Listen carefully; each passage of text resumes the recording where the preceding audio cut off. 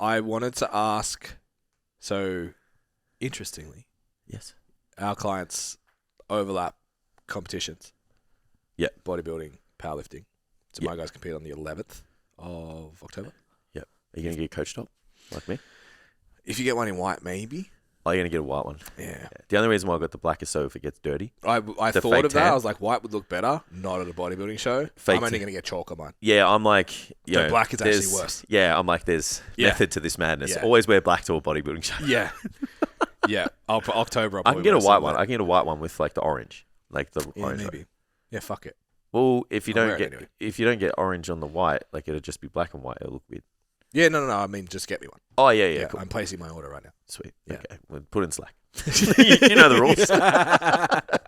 Systems, guys, systems. What's it like now from a coach's perspective? Like for me, it's a little bit different, I think, because a lot of my girls get a lot more leeway leading into kind of now. Yeah. And now their mentality shifts to prep. Yeah. So it's kind of like off season. This is the most experienced group I've ever taken a comp as well. Yeah. So I've actually kept the main lifts out much longer than usual. And all of them now I'm like, right, 3 months. Hammer time. Check-ins are perfect. Nutrition needs to be perfect. This data needs to be blah, blah, blah, blah. Yeah. Introducing the main lifts back in and like comp, they're always doing something, but now it's like comps back. Yeah, I understand. So what's the question? I'm just curious if you're at 12 weeks out kind of just already in, right? Like that was 12 weeks out, they're fucking that dialed. was like 26 weeks that you're making. Yeah, my guys are, honestly, I hold my competitors to that standard all the time. Yeah. I just have a little bit of leeway, like I'll give them a free meal or, this and that. But it's like, if I know the goal is to compete, even in the off season, I'm like, this isn't good enough if they're not, But yeah, in prep, I'm like, but I think if you send that mantra in the off season, there's not a big change into prep. Yeah. But yeah, like whenever prep is, so sometimes it's 16 weeks, sometimes it's, 18, it's 20, it's whatever. From that, literally that date that's been set, it's like, you're in, and it's 100% expectation from then. I feel like it's the biggest change for the powerlifters is the approach to training. Yeah, of course, because that's the biggest, influencing. So like, the prep mindset is like, you're in the fucking room. Like, no, it's not. Yeah, it's practice how you play. Like, if you want to be, how everything you do up until this point, or like from the platform, if you work back, it's like everything you did up until that point is a manifestation of what you do on that day. Yeah. So it's like if you fuck around and you half-ass shit and whatever, that's going to show on that day. Yeah. Like, you're not going to get away with it. Yeah, and I think, and it's not disrespectful or anything to bodybuilding style training. Like, where my brain can be when I train now versus where it was when I was competing is totally different.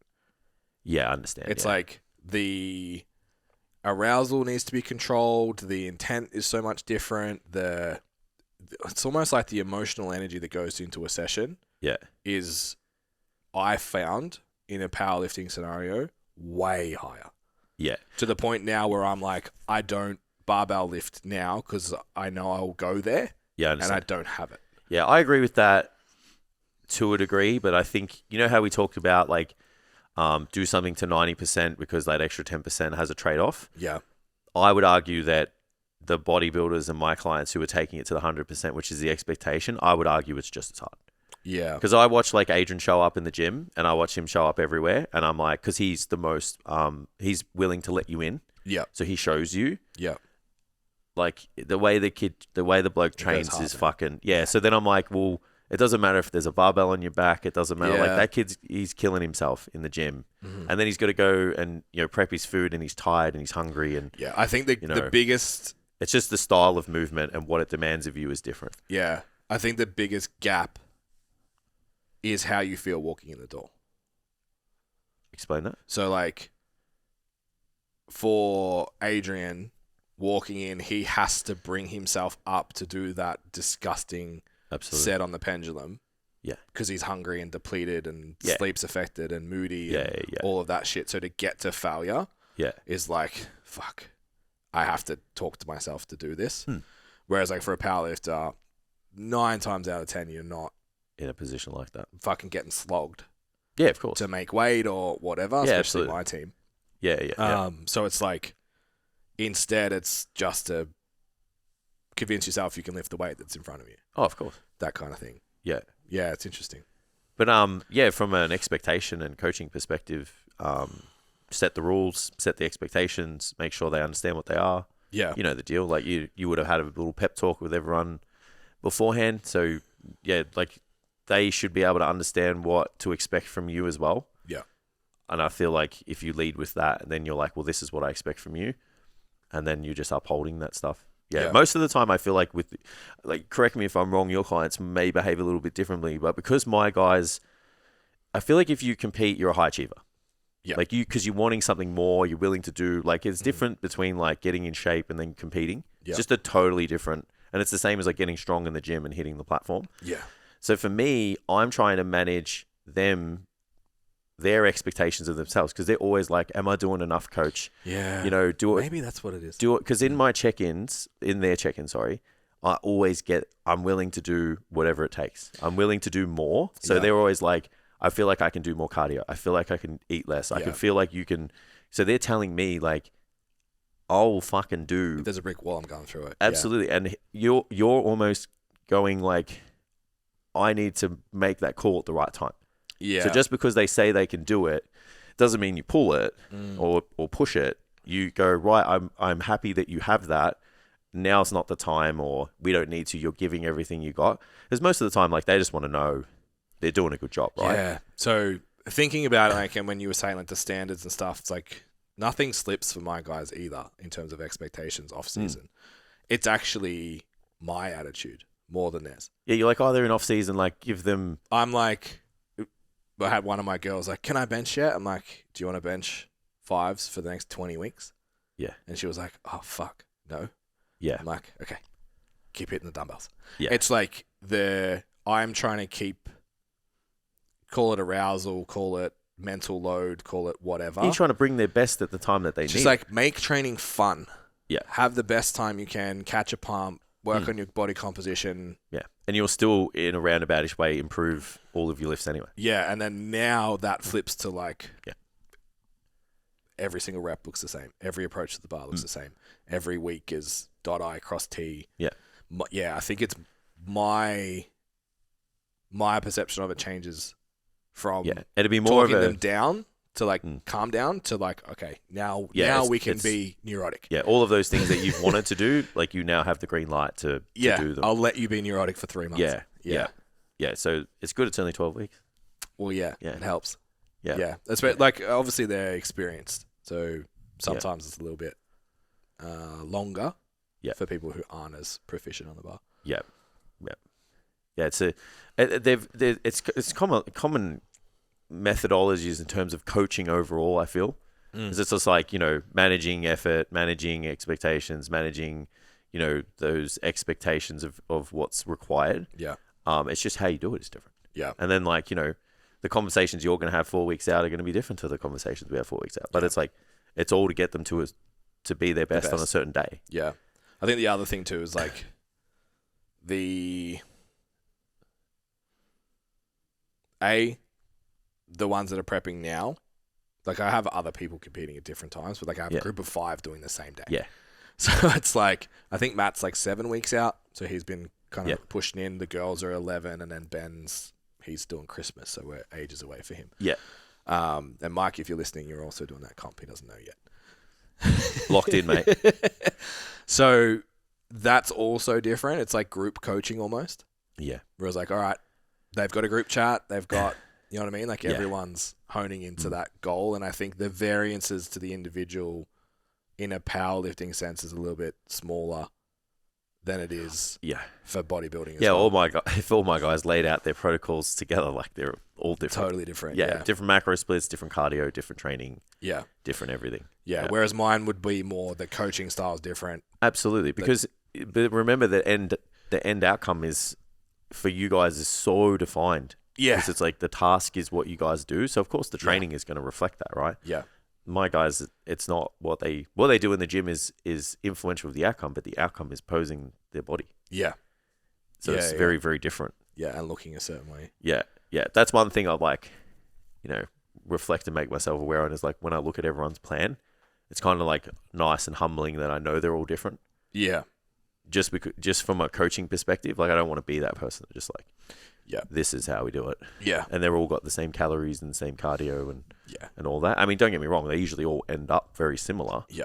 But it's like when you pull the trigger and when you push is the difference. Yeah. And even the programs and stuff. Yeah, I've done recently wrote like more for the app. I wrote an outline for the peak for the girls. Yep. And I wrote it blank. I was like, I'm gonna let go of everything I've ever written. Yeah, and I'm just gonna write this off my head. Yep. What would I do now, knowing what I know and the group that I have? How would that prep look? And wrote it out as like a template to then adjust for everyone. I love that, in case I need it. And I went back and looked and I was like, it's perfect. It's probably the same. It's fucking so close. Yeah. Just like there's a few exercises that I bias now that I didn't then, and a few like... I feel like that kind of comes and goes based on who you have to. Yeah, and just even because they're more advanced, there's top sets and stuff that there wasn't, and all of that kind of thing. So it's just like, fuck, it's so... Yeah, well, that's the system, right? The method's the method, the system's the system. Like, shouldn't change too much. Should change little bits here and there. Yeah. You're not going to break it down and rebuild as long as everyone gets stronger every time they show up. It's like, it's working, right? Don't fuck with it. Yeah. I must admit, though, like, I'm entering that phase now where, like, I'm... You know what I'm like always second guess. Yeah, and that's... And I'm, like, getting to that point now where, like, we're 6 weeks out. For some, 5 weeks out, I think. So I'm like... Are they going to be ready? Yeah. Like they're all, but the thing is, it doesn't matter how many times I do this. Like, you know what I'm like. Literally the day before, I don't know if they're ready, and then they win. Yeah. You know, it's like I don't know how to get rid of it. Yeah. I don't know if I should. I don't think you should. Yeah. So I always, and I have benchmarks and I have targets and they're on track, but I'm just like, I just always have it. So I just wanted to share that because I know, like, as an experienced coach, like people probably just think like, oh, it's like clockwork. Like, yeah. Well, the last comp I was on the way to. I was in the car with my client messaging you guys like, I don't really know if this is going to work. Yeah. I don't know. Ended up being like 50 kilos out of it in a year. Yeah. Like, okay. Yeah. It worked. Yeah. So I'm definitely getting to that. It's not enough to over-consume my decisions and all that. Yeah. And I'm not irrationally making decisions. Like, I'm like, I'm just going to pull everyone's calories this week. But it is starting to creep in now. There is a window where as you get closer to the date, you're like, every single word and every decision I make has more weight on it every minute this gets closer to that day. Yeah. And that takes a little, it's not terrifying, but it's like, Yeah, it's a good level of anxiety. Yeah. It means you care, which is good. Oh, absolutely. Yeah.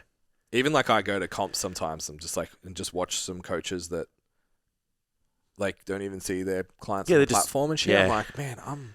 Just like so blasé, right? There's a video from the last meet of Emily's bench press. And when she started, she's like, I just want to bench 60 or 50 maybe. Yeah. I'm like, okay, let's do it. And I'm like lifting it for her in the background of the video. I'm just like, that's the best part. Because I'm like, if this doesn't happen, it's on me. Absolutely. She did all the work. Yeah. So it's like, it has to come together. Of course. Yeah. And even I think... I'm curious. Sorry, Tam, we're going over. I'm curious, like, how different your programming style, your protocols, whatever, approach to prep, let's say, is different to other coaches. Because I think, because I live in my own bubble. Yeah. I don't train in a powerlifting gym. I don't really hang out with any other powerlifting coaches. I don't compete. Not having that conversation much. I kind of exist in my own... Yeah, with my I question myself like that a lot, and that's where it's refreshing to speak to Matt. Yeah. So I know you're listening. Got you, bros. Like, obviously we get along like a house on fire anyway, but we got a lot of interests. Yeah. But I just wanted to like have that little chat about like, do you do this? How do you do this? Even when we were training together, like, why do you do this? And it's like, obviously there's many different ways to do things, but there was a lot of commonality. So I'm like, all right, I feel like I'm on the right track. Yeah. But I feel like there's more to learn. Yeah. Where I was in a period before that where I'm like, I just need to take what I've learned and consolidate it. Yep. So now I'm like, I've got my system. what are other people doing that I could possibly benefit from? Yeah. And that's where it's cool to just be able to have conversations with other people in the space that are just obviously happy to share. Because it's like, really secrets, right? It's just like, if you have a system, like, apply the system. Yeah. I feel like people who don't have good results don't have a system to consistently apply and refine. Agreed. So yeah, I think being able to consult or just chat with people in that space is good. Just either to affirm what you're doing is right or continue to develop the current system that you have to make it even better. Yeah. Yeah, I think something that stood out to me is I've had a couple of like clients move on to different coaches, and then even a couple of people that we're like working with at the moment that are competitors. So they're seeing their training and all that kind of stuff. There's actually a really big gap between the way I do things and what's normal. Yeah. And I think I don't know if this is the case, but I feel like a lot of the programming is influenced by training big, strong men. In it as a whole, you mean? And then working down, where yours is the other way. And then it's like, well, I have a strong girl, so they just do similar but a little bit different. Yeah. But because I've primarily coached women to the platform so much, I know they don't train like me, and I know for years I've written programs that given to my girls and gone, I would never do that. Yeah. I would never fucking survive that. So it's just reminding myself, like, come back to your book of results, come back to your come back to that stack of proof, and just be like, no, this years of anecdotal works. evidence of paying attention to what actually works. Yeah, I've actually been a little bit more aggressive with my programming this time, comparing it to I had to look at some old programs. I'm like, there's less like landmine press and less. Yeah, it's like a little bit more work, especially because I don't have anyone. I've sort of made the call at the moment that like, if you have to diet into a weight class and you're still dieting 10 weeks out, don't do it. Yeah. Well, it's just not the best environment to set yourself up to perform to. Like, nationals now is like the lightweight classes, 350. Yeah. The moderate weight classes, 370. Yeah. So it's like... They're all strong. Why are you cutting to reduce performance, to hate life, to risk injury? For like 20 kilos. Yeah, and then it's like you're still quite a way off in terms of like being... Yeah. If you're not going to be like top 5 at Nats, like how come? Yeah, I always just look at it long term for them as well. Like I was having a chat to Matt yesterday, just like, because we're like dancing on the weight class like of his next comp. I don't even know if he's going to make it because he's so fucking massive. And he was like, oh, the boys from the gym think that I have no chance making the weight. And he's like, but I'm willing to do whatever it takes to get there. And I'm like, well, if that's the case, then I said, what else? What other option do we have then to fucking find out? Yeah. And I said, look, man, at the end of the day, I said, you're 6'4". I said, it's not like, even if you're dancing on the weight class now, I said, how do we improve your physique? Yeah, you got to get. I said, you've got gaps that need to be filled. So I said, just look at it like, I'm like, your future lies in open bodybuilding. Yeah. So I'm like, if we shoot our shot and we put the plan together, and if we don't hit the weight cap for classic, which I think you'll be able to, if you hit it, you will do really well. Yeah. Remember that you're going to be an open bodybuilder the year after that because you were literally on the weight cap.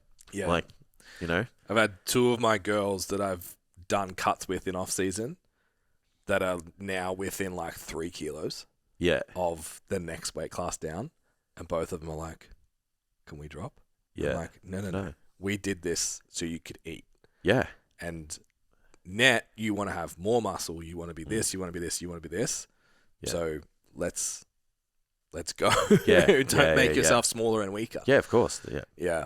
It's an interesting dynamic.